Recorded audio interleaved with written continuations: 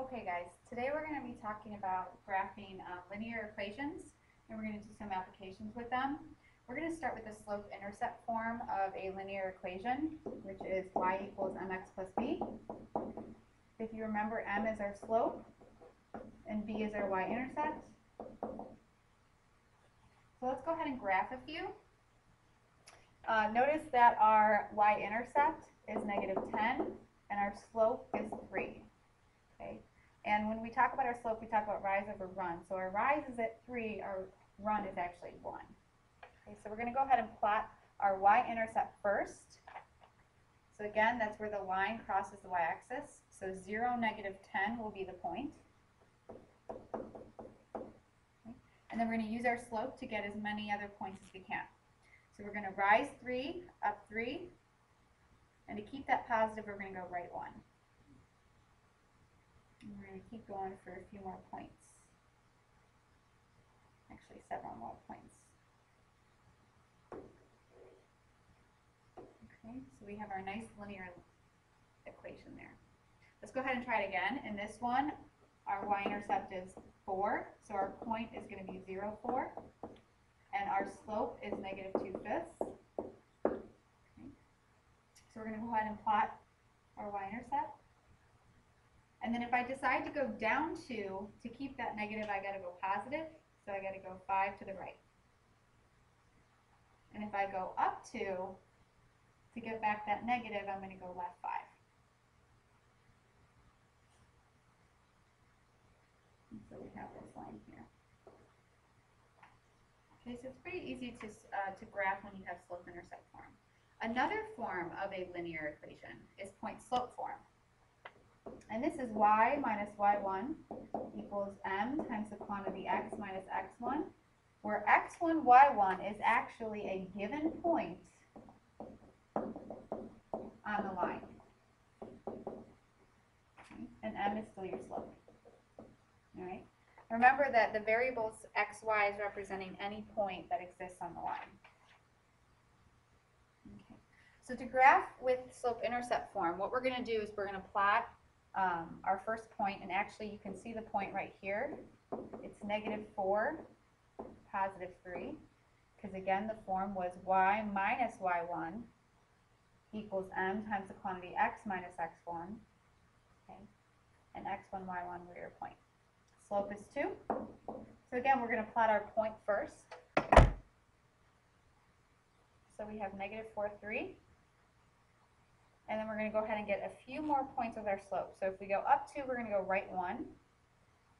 But if we go down 2, we're going to go left 1 to get back that positive.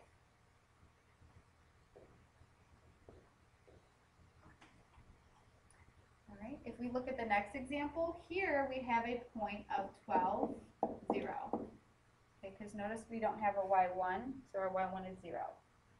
Our slope is -1/3. Okay, this is going to be a little bit harder to graph because obviously our point of 12, 0 is off the graph, since it only goes up to 10. So we're just going to make 2 tick marks off, and we'll make our point 12, 0. Okay, and then we're going to go up 1, left 3. And we'll get a few more points just like that. Up 1, left 3. Notice our slope is negative, so our line should be falling left to right. Okay. I do want to talk about this point right here. There's something special about that point. The line crosses the x. Asha, please call the front desk at 0. Asha, please call the front desk at 0.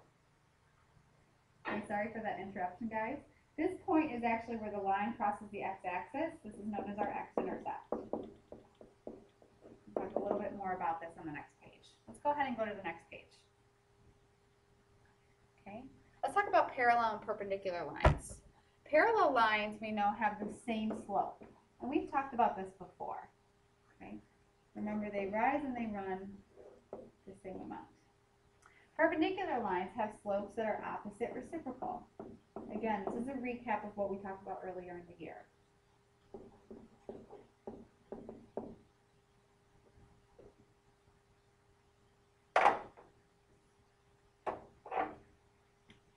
Okay, so opposite reciprocal. if our slope is A, the perpendicular slope would be -1 over A, for example. Okay. Let's talk about specific types of lines.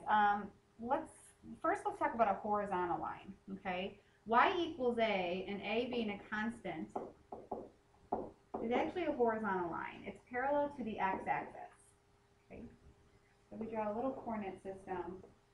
Here's our horizontal y equals equation. Since it's a horizontal line, notice how it has no rise, but it does have a run. So when you do 0 divided by anything, you get a slope of 0. Okay. If we look at a line with x equals, that is actually a vertical line. And that would be parallel to the y-axis. It has a rise, but if you look, it has no run. So when you divide anything by 0, you get an undefined, specifically here an undefined slope. Okay. So now we talked about different parallel lines and then the relationship between perpendicular slopes and parallel slopes as well. Let's do a few examples. We're going to find the equation of a line in slope-intercept form that is parallel to this line and has the y-intercept of 11. Okay. Notice if it has the y-intercept of 11, you actually already know your b value. If we're finding a parallel slope, we're actually only looking for the slope of this equation, which is 3, which would mean we would have the same slope. So given that we have a slope of 3 and a y-intercept of 11, we can come up with the equation y equals 3x plus 11, just like that. Let's do a bit of more difficult type of problem. Let's take a look at example 2. Okay. We're going to find the equation for a line in slope-intercept form, but now we're given a line in standard form. And we need to find the perpendicular slope. Also, our line that we're trying to find has to have the x-intercept of 5.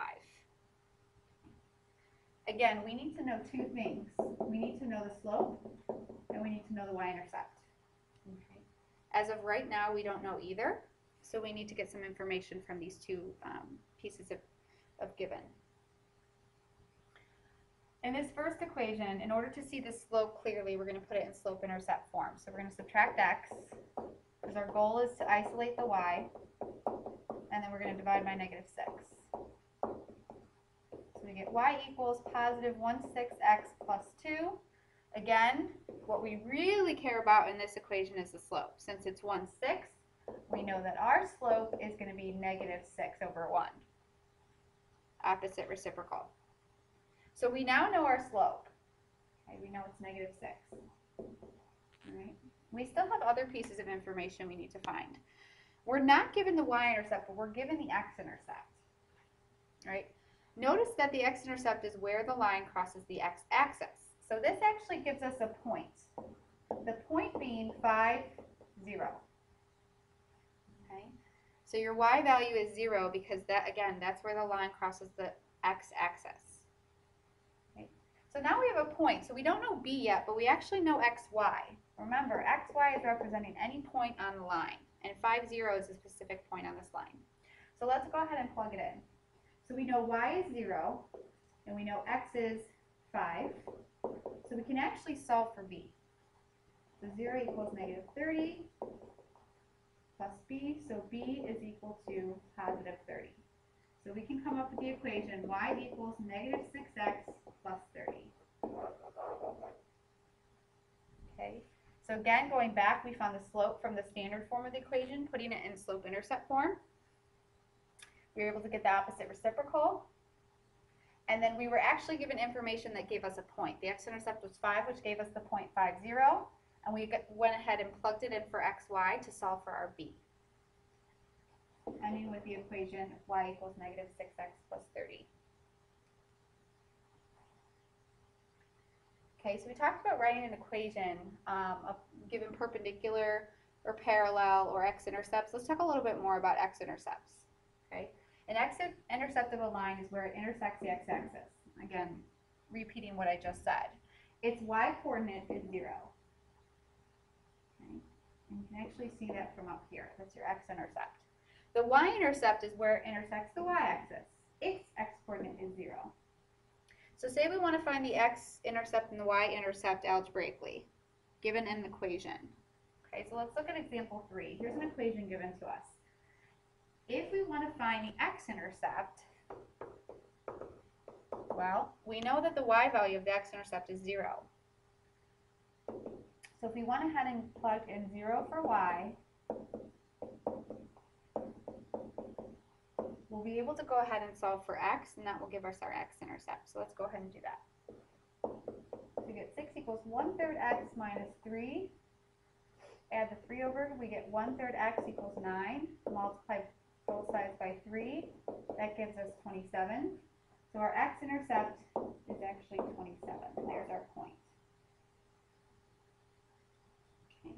Next, let's find the y-intercept. And again, Noah, if I'm going a little fast, you can pause the video to catch up. For the y-intercept, again, the x value is 0. So we're going to go ahead and plug in 0 for the x value.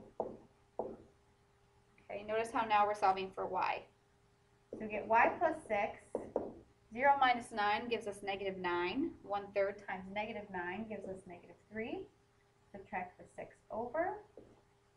And we get y equals negative 9.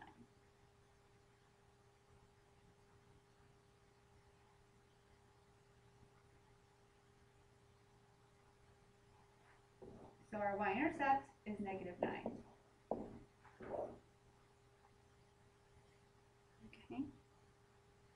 All right, we're going to do a few more examples together right now, and then we'll finish the rest in class. Let's go ahead and go to the next page. We're just going to talk about a few more things. We're going to do part 3. So we're going to find equations for lines. We're actually going to be writing equations for lines given some information.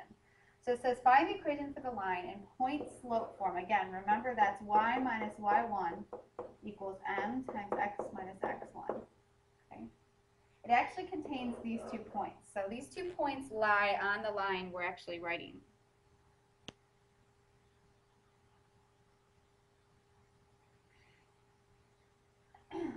The only information we don't know is actually our slope. So remember, if we're given 2 points, let's think about or remember how we would find the slope. And if we remember, we do the difference or the change in y's over the change in x's. We did this early in the year as well. Okay, so let's go ahead and find the slope. So we're going to take 2, and we're going to subtract negative 5. So that makes it plus. We're going to take 3 on the bottom, and we're going to subtract negative 4, which gives us plus 4. So that gives us 7 over 7, so our slope is actually 1. Okay. Now, you could have 2 answers for these point-slope form. Okay. 2 possible answers. Here's one. You could have y minus 2 equals 1, or you don't need the 1 there. Okay, and then x minus 3. Or you can use the other point. Because both points are in the line, it does not matter which one you use. So we could also have y plus 5 equals 1 times x plus 4. So either form or either answer would be correct. Okay. All right, we're going to find the equation for a line in point slope with the x-intercept of 3 and a slope of 5. So our slope, negative 5. Our slope is negative 5. And our x-intercept is 3. So there's our point. Okay?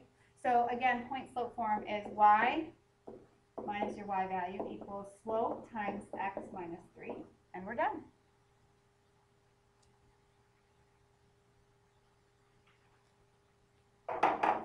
We're going to stop here tonight.